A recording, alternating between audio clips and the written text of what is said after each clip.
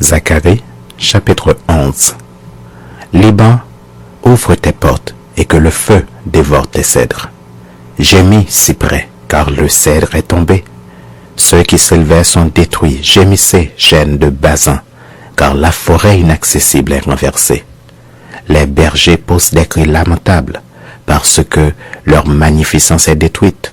Les lionceaux rugissent parce que l'orgueil du Jourdain est abattu. Ainsi parle l'Éternel, mon Dieu. Paie les brebis destinées à la boucherie. Ceux qui les achètent les égorgent impunément. Celui qui les vend dit, béni soit l'Éternel, car je m'enrichis, et leur pasteur ne les épargne pas. Car je n'ai plus de pitié pour les habitants du pays, dit l'Éternel. Et voici, je livre les hommes aux mains les uns des autres et aux mains de leurs rois. Ils ravageront le pays, et je ne délivrerai pas de leurs mains. Alors je me mis à paître les brebis destinées à la boucherie, assurément les plus misérables du troupeau. Je pris 2 houlettes, j'appelai l'une Grâce, et j'appelai l'autre Union, et je fis paître les brebis. J'exterminerai les 3 pasteurs en un mois. Mon âme était impatiente à leur sujet, et leur âme avait aussi pour moi du dégoût.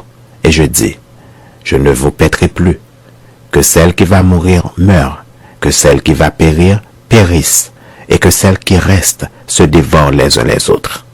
J'ai pris ma houlette Grâce, et je la brisai pour rompre mon alliance que j'avais traitée avec tous les peuples.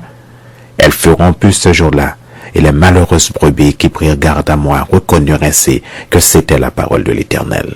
Je leur dis, si vous le trouvez bon, donnez-moi mon salaire, sinon ne le donnez pas.